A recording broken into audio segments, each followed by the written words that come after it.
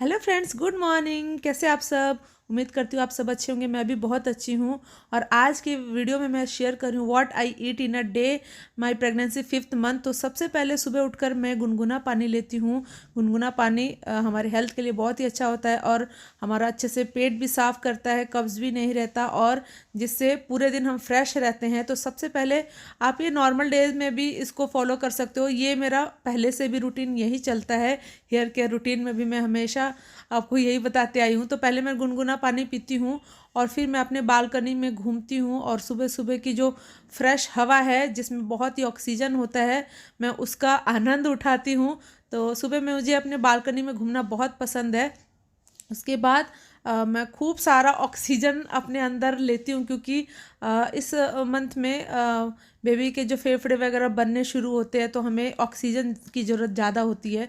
फिर इसके बाद मैं ब्रश करती हूँ और ब्रश करने के बाद मैं फ़्रेश हो जाती हूँ। जो भी मेरा पर्सनल हाइजीन है मैं उससे निपट लेती हूँ, क्लीन हो जाती हूँ। और उसके बाद फिर मैं कुछ ड्राई फ्रूट जो मैं रात भर भिगो के रखती हूँ उसको लेती हूँ। और उसमें होता है किशमिश, बादाम और अखरोट। तो ये बहुत ही हेल्दी होता है हमारे बेबी के लिए और हमारे लिए भी बहुत हेल्दी रहता है, खून की कमी को भी पूरा करता है। और उसके थोड़ी देर के बाद मैं लेती हूँ नारियल पानी। तो नारियल पानी हमारे हेल्थ के लिए बहुत ही अच्छा होता है और इससे जैसे डॉक्टर हमें बोलते हैं कि 5th मंथ में या प्रेगनेंसी के स्टार्टिंग से लेकर एंड तक हमें पानी की कमी नहीं होनी चाहिए, क्योंकि पानी के थैली में जो हमारा बेबी होता है वो उसका घर होता है। तो पानी की कमी को पूरा करता है नारियल पानी। तो हमें पूरे दिन भर में कम से कम 3 लीटर पानी पीना होता है। तो आप 3 लीटर सिर्फ पानी तो नहीं पी सकते हैं, लेकिन यह है कि दूध और छाछ और नारियल पानी, सिंपल पानी, सूप वगैरह मिलाकर मतलब 3 लीटर पानी हम कंप्लीट कर सकते हैं। तो नारियल पानी पीने के बाद उसमें बहुत अच्छी खासी मलाई निकल जाती है। तो मेरा आधा पेट तो मलाई से ही भर जाता है। तो मेरा ब्रेकफास्ट तो वैसे ही हो जाता है, लेकिन फिर भी ब्रेकफास्ट करना ज़रूरी होता है। तो आज ब्रेकफास्ट में मैंने बनाई है स्टफिंग वाली मेथी के पराठे और ये बहुत ही यम्मी बनती है। तो इसकी रेसिपी फिर मैं कभी शेयर करूँगी जब मुझे टाइम मिलेगा। तो क्योंकि मैं एक ही साथ शूट भी करती हूँ, एडिटिंग भी करती हूँ, तो मैं अकेली कर नहीं पाती हूँ प्रेगनेंसी में। स्पेशली पहले मैं कर लेती थी, लेकिन इन दिनों ज़्यादा मैं एक्टिव नहीं हो पाती हूँ वीडियो के मामले में। तो ब्रेकफास्ट में यहाँ पे मैं मेथी वाले पराठे मैंने लिए हैं जो देसी घी में बने हुए हैं। और यहाँ पे है आंवले का अचार जो मैंने खुद ही बनाए हैं। और यहाँ पे है होममेड कर्ड। तो ये हमारे हेल्थ के लिए बहुत ही अच्छा होता है क्योंकि इसमें बहुत भरपूर मात्रा में प्रोटीन, कैल्शियम और दही में लैक्टिक एसिड होता है जो हमारे रंग को भी फेयर करता है और पाचन क्रिया को भी बहुत सही रखता है। तो ये एक बेस्ट ऑप्शन रहता है। मुझे पराठे और दही खाना बहुत ही पसंद है। और इसके बाद मैं छत पे थोड़ा सा चली जाती हूँ, घूम लेती हूँ, धूप में बैठती हूँ और कुछ टाइम मैं अकेली गॉड के साथ और अपने बेबी के साथ स्पेंड करती हूँ। उसके बाद मुझे 11 बजे तक भूख लग जाती है। फिर दूध का टाइम होता है, फिर मैं थोड़ा सा दूध लेती हूँ और क्योंकि दूध पीना भी बहुत ज़रूरी हो जाता है। तो 11 बजे के लगभग मैं दूध लेती हूँ। कभी कभी टाइम ऊपर नीचे हो जाता है।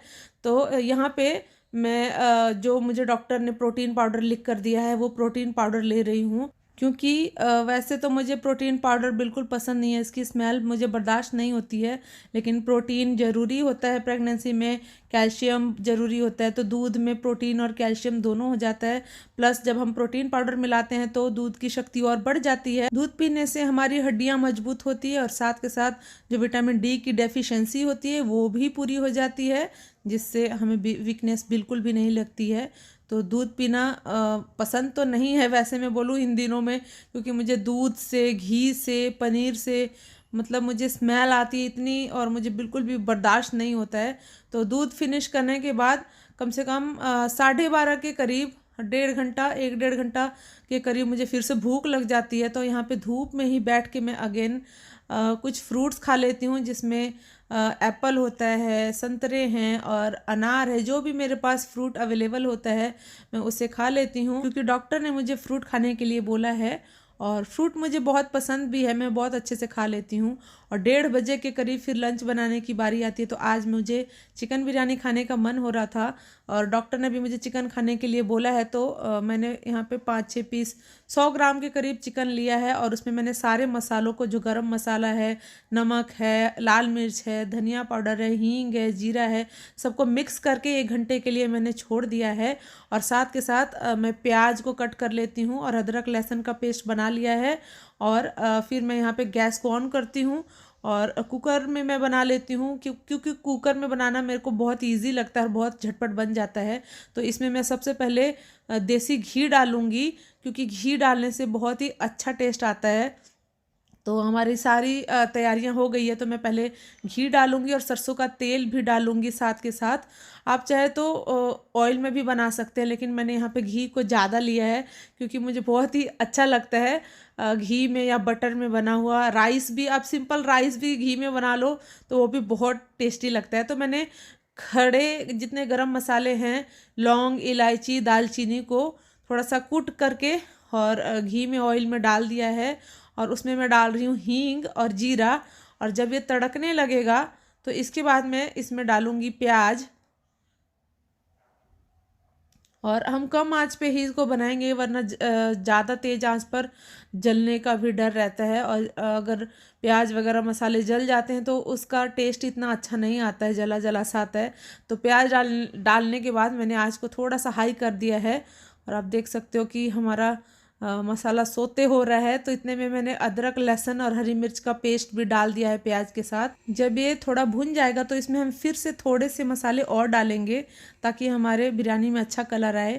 इसके लिए हमने थोड़ा सा धनिया, जीरा और गरम मसाला और थोड़ा सा पानी मिलाकर हमने अपने प्याज और अदरक लहसुन के पेस्ट में हमने उसको मिक्स कर दिया है। और इसमें मैं फिर डाल रही हूँ चिकन, जो हमने मसालों के साथ रखा था मिक्स करके। और ये बहुत अच्छे से इसमें नमक वगैरह भी चला गया है। तो हमने इसको डाल के कुक कर लिया है। और जब ये 80% कुक हो जाता है ना, फिर हमें इसमें चावल को डालना है। लेकिन अभी हमारा चिकन यहाँ पे थोड़ा सा भी और पकेगा। बहुत ही अच्छी खुशबू आ रही है। वैसे तो मुझे चिकन बिल्कुल भी पसंद नहीं है, लेकिन कभी कभी मैं कुक करती हूँ तो मुझे अच्छा भी लगता है, लेकिन कभी कभी स्मेल से मेरे को उल्टी भी आ जाती है। तो अभी 5th मंथ में मेरी ये प्रॉब्लम तो काफ़ी कम हो गई है, कि वरना पहले तो मुझे सिर्फ कहीं से खुशबू आ जाती थी तो मेरे को उल्टी आ जाती थी, लेकिन अब मेरे को अच्छा हो गया है। तो चिकन जब हमारा 80% भून जाएगा तो उसमें हम थोड़ा सा दही डालेंगे और फिर मैंने चावल को भी डाल दिया है साथ के साथ। आप चाहे तो चिकन में पहले पानी डाल के उसको बॉईल कर लेना और चावल को ऊपर से डालना, लेकिन मैंने दही डालने के बाद चावल को इसमें डाल दिया है।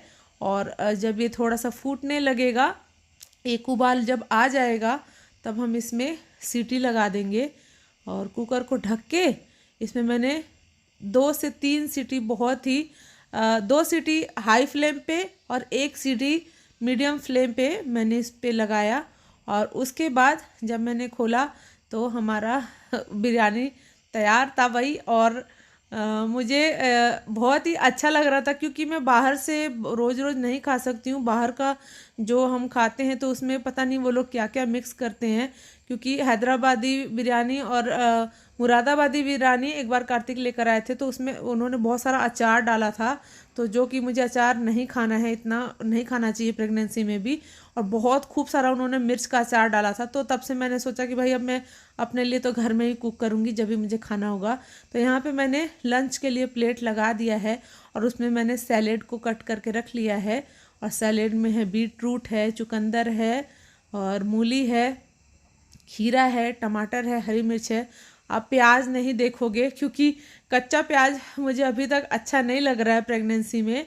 अब पता नहीं मुझे आगे अच्छा लगेगा या नहीं, क्योंकि पूरी प्रेगनेंसी में मैंने प्याज का सेवन नहीं किया है। मुझे प्याज की स्मेल भी बिल्कुल अच्छी नहीं लग रही है, गंदी लगती है। तो कच्चा प्याज मैं पसंद नहीं कर रही हूँ खाना इन दिनों में। तो यहाँ पे मैं अपना लंच लगा रही हूँ। तो मैं अकेली हूँ खाने के लिए, तो क्योंकि बनाना आसान हो जाता है जब आप थोड़ा सा कुक करते हो तो इजीली बन जाता है। और लेकिन ज़्यादा लोगों के लिए कुक करते हो तो थोड़ा सा रेसिपी भी बिगड़ने का डर रहता है। और सच कहूँ तो बहुत ज़्यादा लोगों के लिए मुझे बनाना भी नहीं आता है, क्योंकि अभी तो मैं खुद ही सीख रही हूँ। और कोशिश करती हूँ कि मैं बाहर का ना खाऊँ और खुद के लिए बना लूँ। और वैसे भी हमारी फैमिली छोटी है, तो हम 4 लोग हैं, तो 4 लोगों के लिए मैं आसानी से बना ही लेती हूँ, जिसमें से 2 लोग वेजिटेरियन हैं, मैं और मेरे हस्बैंड, हम 2 ही जन नॉनवेज खाते हैं, तो हमें कोई दिक्कत नहीं है। थोड़ा सा लाते हैं, अपना बना लेते हैं। तो दोपहर को जब भी मैं नॉनवेज बनाती हूँ तो मैं अपने लिए तो खा ही लेती हूँ और कार्तिक के लिए मैं रख देती हूँ। तो कार्तिक उसको ऑफिस से आकर खा लेते हैं, उनका नाइट में चल जाता है। तो यहाँ पे मैं अपना लंच एंजॉय कर रही हूँ, और लंच एंजॉय करने के बाद मैं थोड़ा सा रेस्ट कर लूँगी। और रेस्ट करने के कम से कम 1.5-2 घंटे के बाद मुझे फिर भूख लगे, क्योंकि हर 2 घंटे में कुछ ना कुछ खाते रहना है, डॉक्टर ने बोला है जैसे कि। और मुझे वैसे ही खुद ही भूख लग जाती है। तो 6 बजे के करीब मैंने आज बनाया है पास्ता, क्योंकि कार्तिक का ऑफिस से फ़ोन आया था कि पास्ता बना दे, तो मैंने सोचा चल मैं भी खा ही लूँगी इसी में से। और क्योंकि मुझे पास्ता बहुत ही पसंद है, तो पास्ता खाने के बाद 7 बजे के करीब कार्तिक आ गए ऑफिस से, और फिर मैंने साथ के साथ चाय बनाई। और यहाँ पे ब्रेड पकोड़े थे कुछ, जो मैंने खुद ही घर में बनाया था, और शकरकंदी बॉईल किया, और यहाँ पे कुछ बेसन के लड्डू है, रस्क है, जो मन करेगा उसमें से खा लूँगी। और उसके बाद बारी आती है डिनर की। तो डिनर मेरा बहुत ही सिंपल होता है। कभी डिनर में दाल रोटी होती है, तो कभी पालक पनीर बना लेती हूँ, कभी मतलब बहुत ही सिंपल। और बहुत कम नॉनवेज मैं डिनर में खाती हूँ, क्योंकि डिनर हमेशा लाइट ही करना चाहिए। और क्योंकि हमें रात को भूख लगती है, तो जब अगर हम नॉनवेज खाते तो उसके ऊपर हम दूध नहीं पी सकते। तो आज मैं यहाँ पे बीट रूट की रोटी बना रही हूँ। तो पत्ता गोभी और बीट रूट को कद्दूकस किया है मैंने, और उसमें मैंने आटा डाल दिया और नमक डाल के मैंने उसकी चपाती बना ली है, जो बहुत ही हेल्दी होती है। और क्योंकि डॉक्टर ने जैसे बोला है कि हीमोग्लोबिन की कमी नहीं होनी चाहिए, तो इसीलिए मैंने ये रोटी बनाई है। और साथ के साथ मैंने यहाँ पे मूंग दाल बनाया है, जो बहुत ही सिंपल है, क्योंकि मुझे तड़के वाली दाल इन दिनों बिल्कुल पसंद नहीं है। तो ये दाल बॉईल किया हुआ है, इसमें हरी मिर्च है और अदरक है, लहसुन है, और घी डाला हुआ है, बस इसमें और कुछ भी नहीं है। तो यहाँ पे मेरा डिनर भी लग गया है लगभग। तो ये मुझे चपाती बहुत ही अच्छी लगती है, और मुझे बनाना इतना अच्छा लगता है, खाने से ज़्यादा तो मुझे इसको देखने में बहुत ही अच्छा लगता है। इसकी रेसिपी फिर मैं आपसे कभी शेयर कर दूंगी, बहुत ईजी है बनाना इसको। तो यहाँ पे हमारा बहुत ही हेल्दी डिनर आ गया है। तो ये मूंग की दाल है, इसमें सिर्फ मैंने घी डाला है, और इसमें हरी मिर्च और अदरक और लहसुन है, और कुछ भी नहीं है। और यहाँ पे हमारी बीट रूट की रोटी आ गई। तो गाइस 10 बजे के करीब मेरा लंच हो जाता है, और फिर 11 बजे तक मैं दूध पी लेती हूँ और मेडिसिन लेकर मैं सो जाती हूँ। तो फ्रेंड्स, यही थी आज की video, what I eat in a day in pregnancy 5th month. यही मेरा सिंपल सा रूटीन रहता है। तो गाइज मिलते हैं बहुत ही जल्दी नेक्स्ट व्लॉग में। वीडियो पसंद आएगी तो प्लीज़ लाइक करें, सब्सक्राइब करें। बाय।